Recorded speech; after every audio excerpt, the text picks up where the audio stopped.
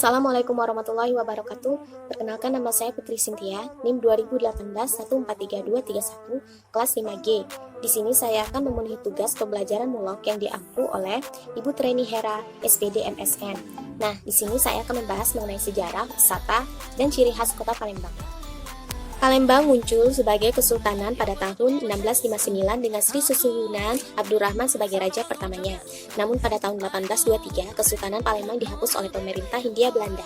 Setelah itu, Palembang dibagi menjadi dua keresidenan besar dan pemukiman di Palembang dibagi menjadi daerah Ilir dan Ulu. Luas kota Palembang adalah 600,61 km persegi dengan ketinggian rata-rata 8 meter dari permukaan laut.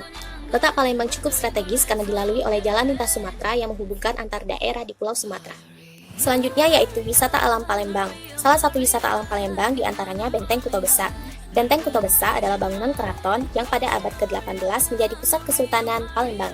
Gagasan mendirikan Benteng Kuto Besak diprakarsai oleh Sultan Mahmud Badarudin I yang memerintah pada tahun 1724 sampai dengan 1758. Kemudian Pulau Kemarung. Pada Perang Palembang I dan Perang Palembang II, sepanjang awal abad ke-19, Kesultanan Palembang Darussalam mendirikan salah satu benteng maritim terkuat di atas tanah Pulau Kemarung bernama Benteng Tambak Ayo.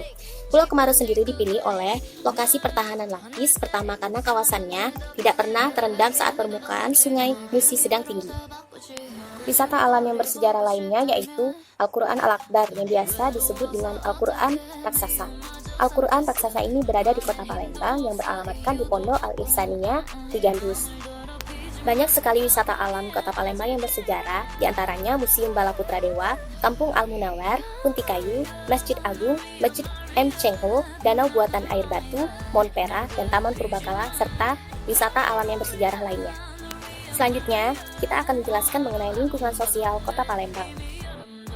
Salah satunya yaitu pernikahan. Pernikahan adat Palembang bisa dibilang mendapat pengaruh dari budaya Melayu dan Jawa.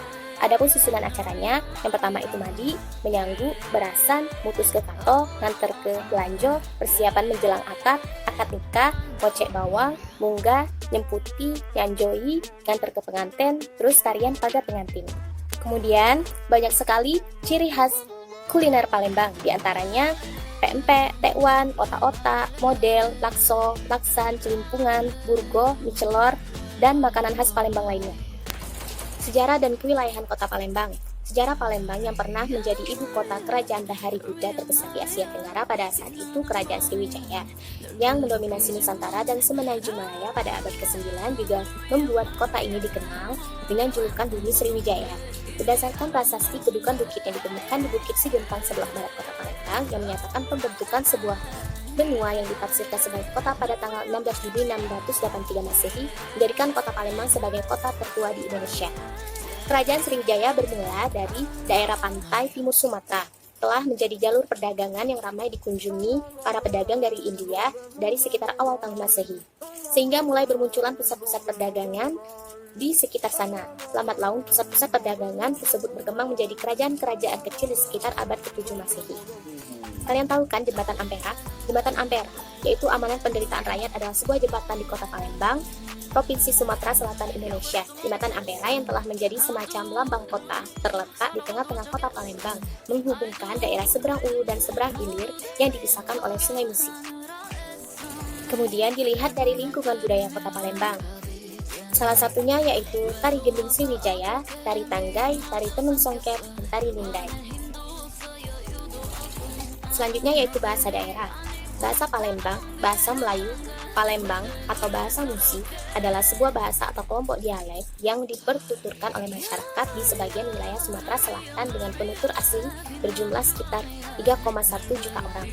Sebagai bagian dari rumpun bahasa Melayu, bahasa ini berhubungan dekat dengan bahasa Jambi, bahasa Minangkabau, bahasa Banjar, bahasa Indonesia. Di antara beragam bahasa yang dipertuturkan di Sumatera Selatan, bahasa Palembang atau dialek kota juga berfungsi sebagai bahasa pemersatu atau lingua franca.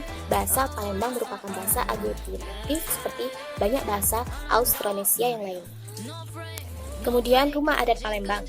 salah satu rumah adat Palembang yaitu Rumah Limas. Rumah Limas merupakan prototipe rumah tradisional Sumatera Selatan. Selain ditandai dengan atapnya yang berbentuk limas, rumah tradisional ini memiliki lantai bertingkat-tingkat yang disebut bengkilas dan hanya dipergunakan untuk kepentingan keluarga seperti hajatan. Para tamu biasanya diterima di teras atau lantai kedua. Rumah Limas ini memiliki nama lain yaitu Rumah Bari. Di Malaysia, Rumah Limas ini juga banyak ditemukan di daerah Johor, Selangor, dan Terengganu. Konstruksi Rumah Limas adalah bentuk rumah panggung. Di rumah ini banyak ditemukan berbagai ragam hias yang menunjukkan identitas adat masyarakat. Di sini kita bisa melihat tata rias pengantin Palembang menggunakan baju adat Palembang, yaitu aisan gede, aisan pak sangko. Pakaian adat ini penuh dengan simbol keagungan. Elemen ini merupakan hal yang disengaja ditonjolkan dengan tampilan busana ini. Secara garis besar, Palembang memiliki dua jenis busana adat pengantin, yaitu pakaian adat aisan gede dan aisan pak sangko. Keduanya memiliki kesamaan, namun memiliki ciri khas yang berbeda, namun tetap sama-sama menggambarkan kebesaran kerajaan Palembang. Pakaian adat aisan gede dan aisan pak sangko di zaman dahulu hanya dikenakan oleh kalangan raja dan permaisuri raja. Namun saat ini kita bisa menjumpai penggunaan pakaian ini di acara upacara pernikahan atau acara adat. Pada acara pernikahan pengantin pria dan wanita dirias serta mengenakan aksesoris sedemikian layaknya seperti seorang raja dan ratu. Selanjutnya yaitu transportasi khas Palembang. Nama prasarana transportasi air ini sangat populer di Palembang, yaitu ketek yang ada di gambar tersebut. Kapal jenis ini sering sekali digunakan untuk melintas sepanjang Sungai Musi ataupun sebagai prasarana penghubung antara daerah seberang Ulu dan seberang Ilir. Kemudian Jeep Willys dikenal sebagai motor ketek atau mobil ketek atau oplet karena kebisingan mesin terdengar seperti perahu.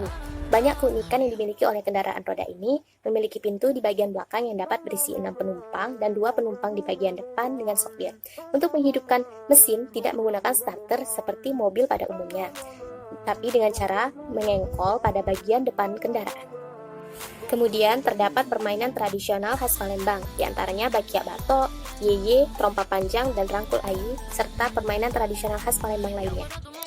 Di sini kita dapat menyimpulkan bahwa sejarah, wisata, dan ciri khas kota Palembang layak diangkat sebagai muatan lokal, karena potensi dan kekayaan alam yang khas dan unik, kemudian memiliki nilai pendidikan, sejarah, dan religi daerah. Sebagai cagar budaya dan sejarah kerajaan Sriwijaya, sebagai sarana dan hiburan masyarakat, layak dipelajari untuk memberikan bekal pengetahuan kewirausahaan kepada peserta didik, memiliki potensi ekonomi yang menjanjikan, memelihara warisan budaya yang memiliki kekhasan tersendiri, sudah dikenal luas oleh masyarakat, memiliki cita rasa khas daerah, bahan mudah didapat, serta memiliki potensi ekonomi. Itu saja yang dapat saya sampaikan, semoga bermanfaat. Saya akhiri, wassalamualaikum warahmatullahi wabarakatuh.